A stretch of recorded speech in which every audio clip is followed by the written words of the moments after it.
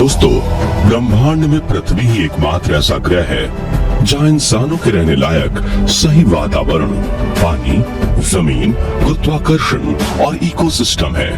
और यहाँ रहने वाले बुद्धिमान इंसानों ने पूरे सोलर सिस्टम को एक्सप्लोर कर लिया है।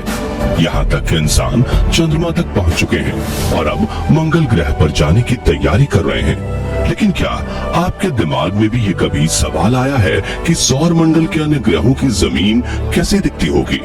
अगर हाँ, तो इस वीडियो को पूरा जरूर देखिए, क्योंकि आज हम आपको सोलर सिस्टम के सभी ग्रहों के रियल वीडियो और फोटोज दिखाकर बताएंगे कि आखिर उनकी जमीन कैसी है और क्या वहाँ पर भी मिट्टी है, पत्थर है, धातु है या कुछ और साथ ही ये भी जानेंगे कि क्या वहाँ पर भी वायुमंडल मौजूद है या नहीं।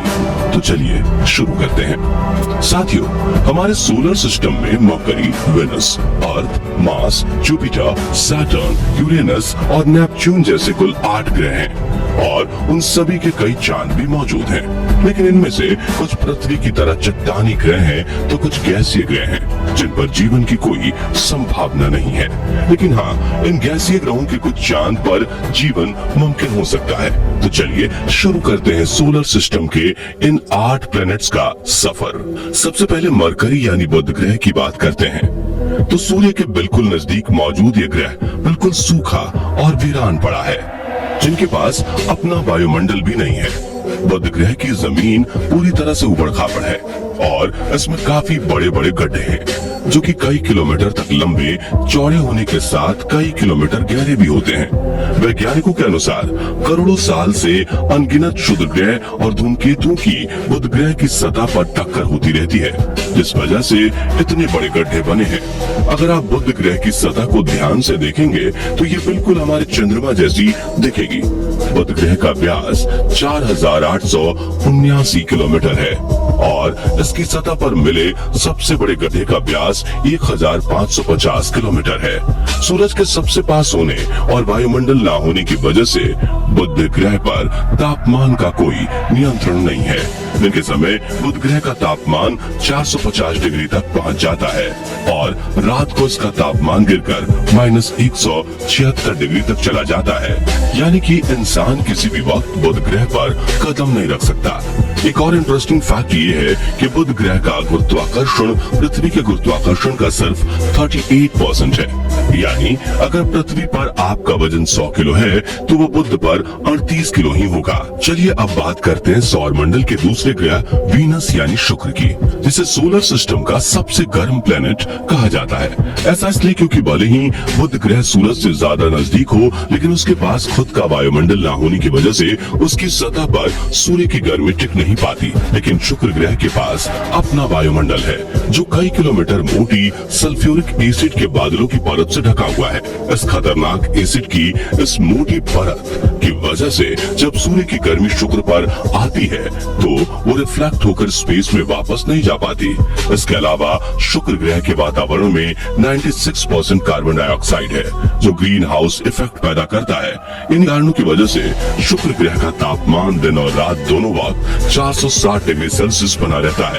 ग्रह पर मौजूद सल्फ्यूरिक एसिड के बादलों की वजह से इसकी सतह दिखाई नहीं देती, लेकिन ग्रह पर मौजूद बड़ी बड़ी चट्टानों और ज्वालामुखियों के ऊपरी हिस्से को देखा जा सकता है। अमेरिकी स्पेस एजेंसी नासा के मुताबिक शुक्र पर 20 किलोमीटर से बड़ी 1000 से ज्यादा ज्वालामुखी मौजूद है, जिनमें से कई ज्वालामुखियां सक्रिय हैं। इसी वजह से शुक्र ग्रह की सतह का 60% हिस्सा इन ज्वालामुखियों से निकली लावा और बाकी 40% हिस्सा चट्टानों से बना हुआ है। वीनस प्लेनेट पर एटमॉस्फेरिक प्रेशर पृथ्वी से 92 गुना अधिक है। इस वजह से यहाँ चलना भी मुश्किल है और अगर इंसान ने नंगे पैर शुक्र पर कदम रख दिए तो सतह पर मौजूद लावा और गर्म चट्टानों की गर्मी से उसका शरीर कुछ ही पलों में जलकर राख हो जाएगा। शुक्र के बाद पृथ्वी तीसरे नंबर पर आती है, जिसकी सतह तो हम रोज देखते हैं। इसलिए चलिए सीधा चलते हैं पृथ्वी की चंद्रमा पर, जो पृथ्वी के अलावा सोलर सिस्टम की इकलौती ऐसी सतह है जहां पर इंसान कदम रख चुके हैं। चंद्रमा की सतह काफी उबड़ खाबड़ है और इस पर कई बड़े बड़े गड्ढे भी मौजूद हैं। चांद के पास खुद का वायुमंडल नहीं है, इसलिए यहाँ इंसान स्पेस सूट के बिना जीवित नहीं रह सकता। चलिए अब सफर को आगे बढ़ाते हैं और चलते हैं मार्स यानी मंगल ग्रह की सैर पर। पृथ्वी के बाद सूर्य से चौथे नंबर पर आने वाली इस प्लेनेट की सतह लाल रंग की है, इसलिए इसे रेड प्लेनेट भी कहा जाता है। दरअसल मंगल ग्रह की जमीन में काफी अधिक मात्रा में आयरन और अन्य धात्विक खनिज पाए जाते हैं और इसी आयरन का ऑक्सीकरण होने की वजह से यहाँ की सतह लाल है। मंगल ग्रह पर ठंडा और पतला वायुमंडल है, जिसकी वजह से सूरज की ज्यादातर गर्मी सतह से टकराकर फिर से अंतरिक्ष में चली जाती है और पानी ज्यादा देर तक लिक्विड फॉर्म में नहीं रह पाता। मंगल ग्रह पर आयरन की धूल से भरी आंधी के बवंडर चलते हैं। तापमान की बात करें तो सूर्य से दूर होने की वजह से मंगल ग्रह का औसत तापमान -55 डिग्री तक रहता है, पर इसका अधिकतम तापमान 30 डिग्री और न्यूनतम तापमान 130 डिग्री तक जा सकता है। मंगल ग्रह की सतह पर कई धारियां दिखाई देती हैं, जिन्हें देखकर लगता है कि मानो पहले यहाँ जल का प्रवाह होता हो और उसी से धारियां बनी हो। मंगल ग्रह की इस सतह को देखकर कई वैज्ञानिकों का मानना है कि पहले यहाँ जीवों की बस्ती जरूर रही होगी, जिसका किसी कारणवश विनाश हो चुका होगा। खैर, अगर आप जानना चाहते हैं कि वैज्ञानिक मंगल ग्रह में इतनी दिलचस्पी क्यों दिखाते हैं, तो आप एंड स्क्रीन और डिस्क्रिप्शन में दी गई लिंक से हमारा वो वीडियो देख सकते हैं। बुध, शुक्र, पृथ्वी और मंगल ग्रह एस्टेरॉयड बेल्ट यानी शुद्ध ग्रह पट्टी के अंदर होने की वजह से इन चारों को इनर प्लैनेट यानी कि आंतरिक ग्रह कहा जाता है। इन चारों ग्रहों की जमीन चट्टानी है।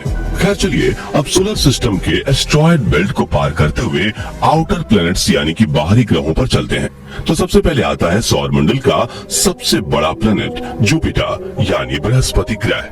दोस्तों, इस ग्रह को गुरु ग्रह या गैस जायंट कहा जाता है, यानी कि यहाँ कोई ठोस सतह नहीं है, बल्कि ये ग्रह पूरी तरह से गैस और तरल पदार्थों से बना है। जुपिटर ग्रह का आकार इतना बड़ा है कि इसके अंदर 1300 पृथ्वी समा सकती है। इसका वायुमंडल 1/4 हीलियम द्रव्य के साथ मुख्य रूप से हाइड्रोजन से बना हुआ है, जो हजारों किलोमीटर की गहराई तक फैला हुआ है, जो नजदीक से देखने पर तूफानी बादलों के रूप में दिखाई देता है। दोस्तों, बृहस्पति ग्रह को सोलर सिस्टम का वैक्यूम क्लीनर भी कहा जाता है, क्योंकि यह सौर मंडल में आने वाले बाहरी उल्कापिंडों को अपनी तरफ खींच लेता है, और अगर ऐसा ना होता तो शायद वे उल्कापिंड पृथ्वी या अन्य ग्रहों से टकराकर भारी तबाही मचा देते। इसी तरह साल 1994 में एक बड़ा धूमकेतु पृथ्वी की तरफ आ रहा था, लेकिन बृहस्पति ने उसे अपनी ओर खींच लिया और एक भयंकर विस्फोट के बाद सब शांत कर दिया। दोस्तों, बात करते हैं सैटर्न यानी कि शनि ग्रह की। इसके चारों ओर एक खूबसूरत रिंग दिखाई देती है, जो जमी हुई बर्फ के छोटे छोटे पार्टिकल और चट्टानों के टुकड़ों से बनी है। जब ये बर्फ सूर्य से आने वाली किरणों को रिफ्लेक्ट करती है तो ये चमकती हुई नजर आती है। शनि भी एक गैसीय ग्रह है, जिसका वायुमंडल 96% हाइड्रोजन, 3% हीलियम और 1% अमोनिया और इथेन जैसी गैसों से बना हुआ है। इस ग्रह पर भी ठोस जमीन नहीं है, इसलिए हम इस ग्रह पर कदम नहीं रख सकते। जैसे जैसे शनि ग्रह के वायुमंडल में नीचे जाया जाता है, वैसे वैसे इसमें मौजूद हवाओं की रफ्तार तेज होती चली जाती है, और आपको ये जानकर हैरानी होगी कि शनि ग्रह पर बहने वाली हवा की रफ्तार 18 से 2000 किलोमीटर प्रति घंटे तक चलती है। इसलिए किसी भी स्पेस मिशन को इस ग्रह के पास तो भेजा जा सकता है, लेकिन इस गैसीय गोले के ज्यादा अंदर भेजना नामुमकिन है, क्योंकि ये हवाएं कुछ ही सेकंड्स में स्पेसक्राफ्ट के चिथड़े उड़ा देंगी। चलिए अब सफर में आगे बढ़ते हैं और बात करते हैं यूरेनस यानी कि अरुण ग्रह की। जुपिटर और सैटर्न की तरह यूरेनस भी एक गैस का गोला है, और इस ग्रह पर कोई ठोस सतह मौजूद नहीं है। हालांकि इस ग्रह पर बर्फ की मात्रा अधिक है और यहाँ का औसत तापमान -224 डिग्री सेल्सियस है, इसलिए इसे बर्फीले गैसीय ग्रह के रूप में जाना जाता है। इसके वायुमंडल में 83% हाइड्रोजन, 15% हीलियम और 2% मीथेन गैस मौजूद है। इस ग्रह के पास 27 चंद्रमा है और यहाँ एक दिन की लंबाई 17.2 घंटे की होती है। यूरेनस पर मौजूद सूर्य से आने वाली लाल किरणों को ऑब्जॉर्व करके नीले रंग को दर्शाता है, इसलिए ये प्लेनेट नीला दिखाई देता है।